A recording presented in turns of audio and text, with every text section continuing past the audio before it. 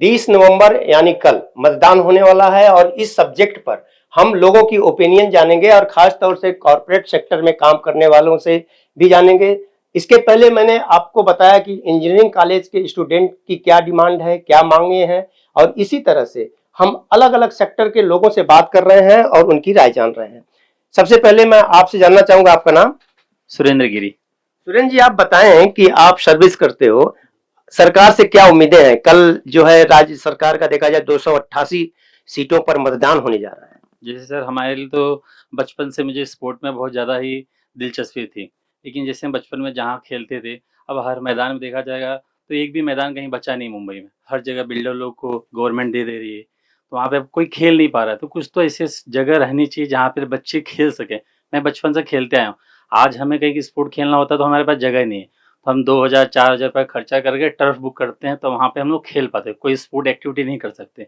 तो सरकार से ये है कि कहीं न कहीं ऐसे स्पोर्ट्स एकेडमीज़ ओपन करनी चाहिए, जहाँ पे स्पोर्ट्स के लिए होने चाहिए। मुंबई में स्पोर्ट्स के लिए देखा जाए तो बहुत ही कम जगह बची है, जहाँ पे आपको कोई स्पोर्ट एक्टिविटी हमें करने के लिए मिलती ही नहीं है। तो लेकिन राज्य सरकार की बात करें तो देखा जाए तो बहुत सारे ऐसे गार्डन हैं जहां पर वह युद्ध स्तर पर कार्य कर रहे हैं। आप क्या कहना चाहेंगे कि क्या ये केवल कागजी दिखावा है? नहीं, उसके लिए तो अच्छा है हम जाते हैं, जैसे मॉर्निंग वॉक के लिए जाते हैं, वो सब चीज़ें के लिए है। पर स्पोर्ट खेलने के लिए जो ग्राउंड चाहिए, ग्राउंड यहाँ पे है ही नहीं। जो है थोड़े बहुत ग्राउंड बचे थे, उसमें भी गार्डन बना दिया गया है। तो गार्डन भी ज़रूरी है, लेकिन साथ में थोड़ा स्पोर्ट एक्टिविटी के लिए अगर जगह रहेंगे तो ज़्यादा अच्छे रहेंगे। या बहुत सारी लाइब्रेरी ओपन करनी चाहिए, तो लाइब्रेरी हमें कहीं नहीं मिलती। तो हमें लाइब्रेरी के लिए पैसा खर्चा, जैसे मैं डिंडोसी विधानसभा से आता हूँ, वहाँ एक ही लाइब्रेरी है, जहाँ पे वो हमेशा फुल रहती है, और वो इसके जो है होना चाहिए वहाँ पे लाइब्रेरी, जहाँ हमें पढ़ने के लिए मिल सके। डिंडोसी विधानसभा की आपने बात किया, मैं आपसे जानना चाहूंगा कि डिंडोसी विधानसभा में दो की लड़ाई है। एक ना शिंदे संजय निरुपम जी, जी। हैं और दूसरे जो हैं सुनील प्रभु हैं, जो यूबीटी से हैं। क्या लगता है, माहौल क्या कहता है वहाँ का? माहौल तो सर अभी कुछ कह नहीं सकते दोनों के लिए, कि वो भी मेहनत कर रहे हैं, वो भी कर रहे हैं, कि दोनों जन की एक्टिविटी चल रही है। बस लड़ाई वहाँ एक उत्तर भारतीय वोटर्स लेने की है, कि हम करेंगे। जैसे मैंने अभी बीच में सुना था, जैसे कि वो सुनील प्रभु जी ने वादा किया है कि हम वहाँ पे उत्तर भारतीय भवन बनाएँगे। अब देखते हैं, वहाँ तो बस लड़ाई हो रही है वो वोटर्स की। काम के लिए क्या क्या होगा मालूम नहीं, लेकिन हाँ, हम भवन बनाएँगे, ये करेंगे, लेकिन काम आप तो। मतदाता हैं? जी हाँ। मतदान करने जाएंगे तो दिमाग में क्या क्या चीज चलती हैं?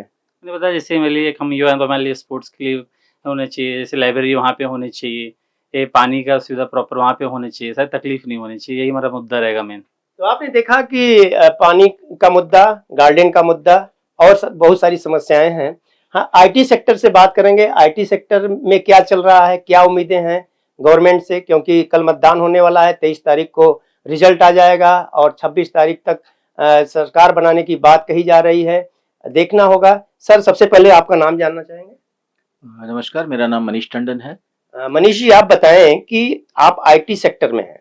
आईटी सेक्टर देखा जाए तो काफी डेवलप हो रहा है, लेकिन विदेशों में जिस तरह से इसका प्रसार हो रहा है, इंडिया में किस रूप में देखते हैं?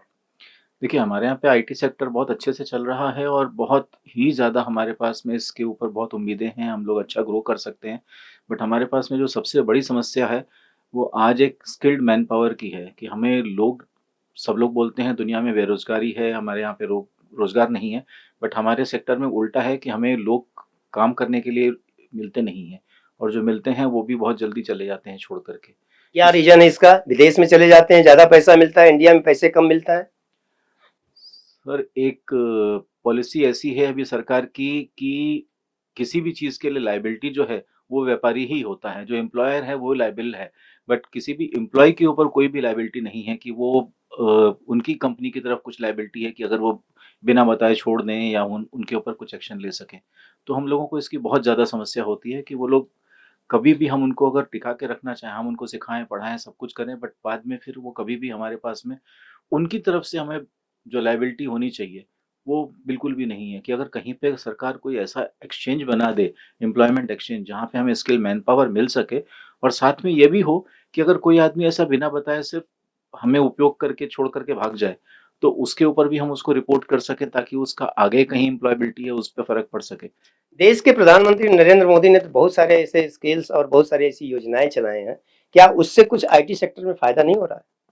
सर, फ़ायदा बहुत हो रहा है, हमारी सरकारें बहुत अच्छा काम कर रही हैं, सब लोग अच्छे हैं, पर जो ग्राउंड लेवल पे जो रियलिटी है, वो आने के लिए बहुत समय लगता है।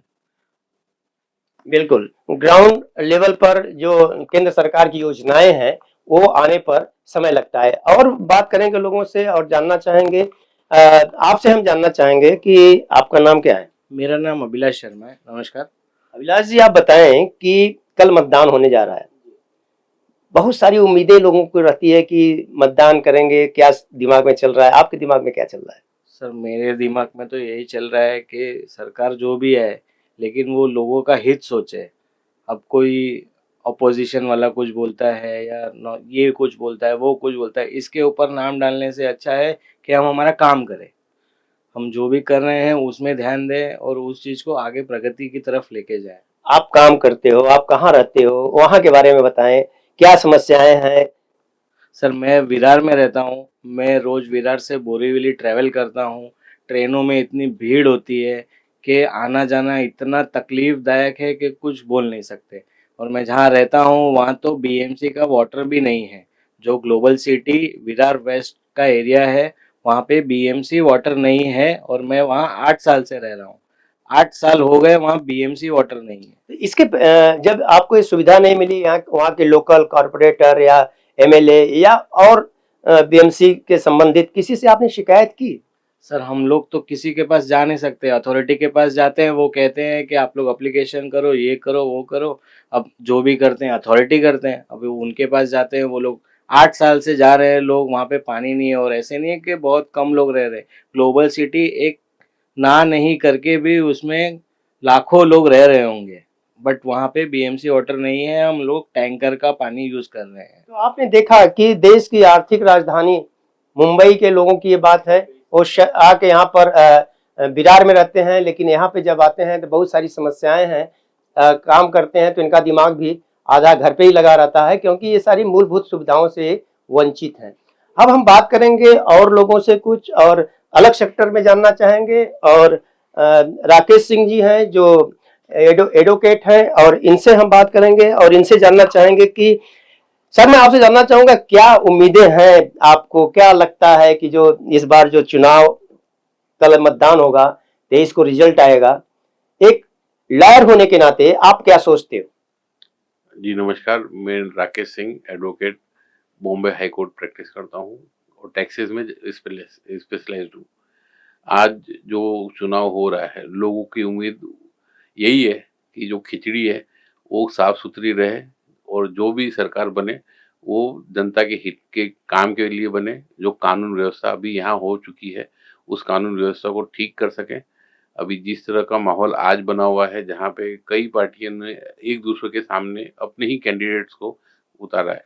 कोई एनसीपी है तो कोई एनसीपी शरद पवार है, कोई शिवसेना है तो कोई शिवसेना यूबीटी है। अब ये देखना है कि ये सरकार जो आएगी, क्या हम लोगों को एक अच्छी कानून व्यवस्था दे पाएगी? क्या ये सरकार हमारी उम्मीद खाली यही है कि आप अच्छी कानून व्यवस्था दीजिए और जो सरकारी फैसिलिटीज़ है, वो अच्छी से अच्छी हमको दिला सकें।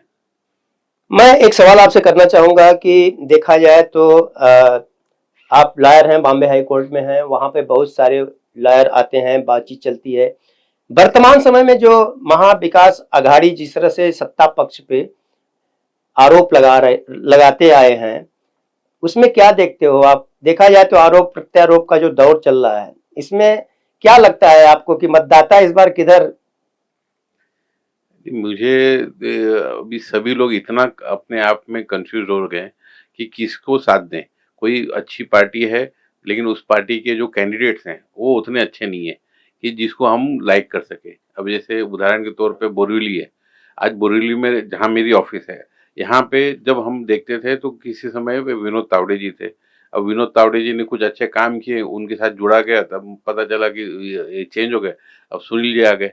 अब सुनील जी ने 5 साल काम किया, उनको ऐसा उम्मीद जती कि चलो ये आगे चल के और अच्छा करेंगे, तो फिर कैंडिडेट चेंज हो गया। तो ये चीज़ अच्छी नहीं है। भारतीय जनता पार्टी को ये सब चीज़ों का संज्ञान लेना चाहिए कि जो कैंडिडेट्स भी हों, वो उस पार्टी के लाइन और लेंथ से जुड़े रहें, जिससे हम लोगों को भी एक उम्मीद बनी रहेगी कि ये जो पार्टी कैंडिडेट आ रहा है, वो इस क्षेत्र का विकास के बारे में सोचेगा। एक चीज़ मैं अपनी तरफ से बताना चाहूँगा कि बॉम्बे हाई कोर्ट कब से एक लाइव पिटीशन डाली थी अहमद आब्दी जी ने, और उसका हमारे जो चीफ जस्टिस ऑफ इंडिया उन्होंने आके विमोचन भी किया, जगह अलॉट कर दी है। इस सरकार से जो अभी आ रही है, मैं इतना ही निवेदन करूंगा कि वो जो जगह उन्होंने 30 एकड़ गोरेगांव में दी है, उसके ऊपर जो हाई कोर्ट का कंस्ट्रक्शन करना है वो पूरा कर दें, ताकि सारी कोर्ट एक जगह आ जाए। जो पूरे मुंबई भर में कभी कोई डिंडोसी जाता है, कभी कोई अंधेरी जाता है, कभी वो चरनी रोड जा रहा है, कभी वो पाल मतलब अलग अलग दिशाओं में कोर्ट्स हैं। अगर वो कोर्ट सब एक ही जगह आ जाए तो उससे हमारी बहुत सारी सुविधाएं हो जाएंगी। तो जो वकीलों को यहाँ से लेके डिंडोशी से लेके बांद्रा, बैंड्रा से लेके टाउन, वो सब तीन एक ही दिन में 4 जगह जाना हो तो नहीं पॉसिबल हो पाता है। तो ये सरकार से यही उम्मीद कर सकते हैं कि जो उन्होंने कमिटमेंट किया है, जगह का फीता काटा है, इनॉग्रेशन किया है, वो इस 5 साल में कंप्लीट करके हमको दे दें। तो आपने देखा कि हर क्षेत्र के लोगों से मैंने बात की और अलग अलग जो है डिमांड रही लोगों की। कुछ लोगों की डिमांड रही कि उन मूलभूत सुविधाओं से वंचित हैं। तो अगर हम लॉयर की बात करें तो इनका कहना था कि जो बॉम्बे हाई कोर्ट जो है वो बनाने की जो प्रक्रिया है उसका कार्य चल रहा है, गोरेगांव में बनाने की प्रक्रिया है, उस पर ध्यान दिया जाए। सरकार किसकी भी आए, महाविकास अघाड़ी की आए या महायुति की आए, लेकिन उम्मीदें लोगों की टिकी हुई हैं सरकारों पे कि वो आए तो विकास का कार्य करें, ताकि लोगों की समस्याओं जो लगातार बढ़ती जा रही है उस पर ब्रेक लगाया जा सके। ऑन टीवी न्यूज के लिए कैमरामैन फैयाज के साथ हरीश तिवारी।